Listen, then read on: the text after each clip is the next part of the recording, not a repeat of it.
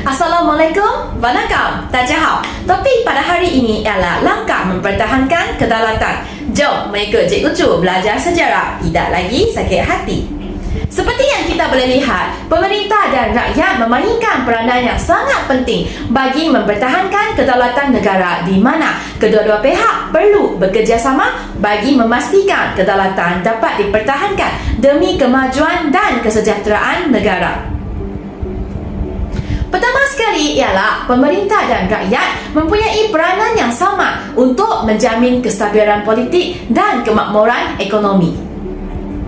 Langkah yang patut dijalankan oleh pemerintah adalah mewujudkan pentadbiran yang cekap, mengelakkan amaran rasuah dalam pentadbiran dan berintegriti, memastikan agihan sumber kekayaan negara secara adil kepada semua kaum, melaksanakan undang-undang negara menurut perlembagaan secara berkesan.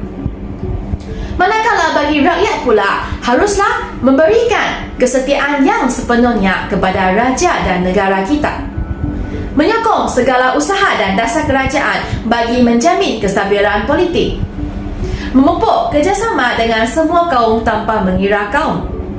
Terakhir sekali adalah mematuhi undang-undang negara. Seterusnya, sejak awal kemerdekaan, pemerintah dan rakyat telah berusaha untuk mengekalkan perpaduan kaum. Hal ini kerana perpaduan memainkan peranan yang penting dalam usaha kita mengekalkan kedaulatan negara. Sebagai pemerintah, haruslah mengubah dasar dan undang-undang yang berkaitan dengan perpaduan kaum, memastikan keberkesanan pelaksanaan dasar berkaitan dengan bahasa, pendidikan dan kebudayaan, merangka program serta kempen ke arah memupuk perpaduan kaum, memperuntukkan perbelanjaran yang mencukupi untuk program memupuk perpaduan kaum. Sebagai rakyat pula, kita haruslah banyak menggunakan bahasa kebangsaan dalam komunikasi seharian, menghayati prinsip rukun negara yang dapat menjamin perpaduan kaum, menghormati agama serta budaya pelbagai kaum di negara kita. Seterusnya, patriotisme yang membawa maksud perasaan cinta yang mendalam terhadap negara merupakan nadi kepada kebebasan, kestabilan dan kemajuan sesebuah negara, penting untuk diterapkan dalam kalangan rakyat bagi mengekalkan kedaulatan negara kita. Sebagai pemerintah, boleh menganjurkan sambutan Hari Kebangsaan bagi menimbulkan kecintaan terhadap negara kita, mewajibkan mata pelajaran sejarah sebagai mata pelajaran teras di sekolah, menerbitkan filem patriotisme seperti filem Mat Kilau dan Pasca The Movie, memberikan pengiktirafan kepada rakyat Malaysia yang berjasa kepada negara. Sebagai seorang rakyat, haruslah menghormati lambang negara seperti bendera Jalur Gemilang dan lagu Negaraku, menganjungi dan menghargai adat dan warisan negara, berusaha meningkatkan imej negara dalam melakukan kejayaan melalui bidang sukan, menghargai tokoh yang berjuang untuk kemerdekaan dan kedaulatan negara. Seterusnya, pemerintah dan rakyat mempunyai tanggungjawab untuk mempertahankan negara daripada ancaman musuh. Pertahanan negara adalah penting untuk mengekalkan kedaulatan negara kita.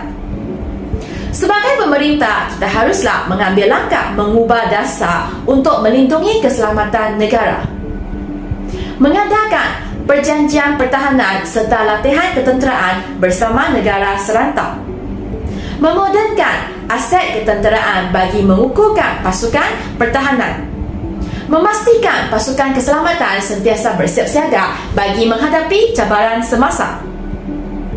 Sebagai seorang rakyat pula, kita sepatutnya peka terhadap isu keselamatan negara, mengelakkan kolaborasi dengan pihak yang boleh mengancam keselamatan negara, menyertai pasukan keselamatan dan pasukan sukarelawan untuk mempertahankan negara, sanggup berkorban demi mempertahankan kedaulatan negara.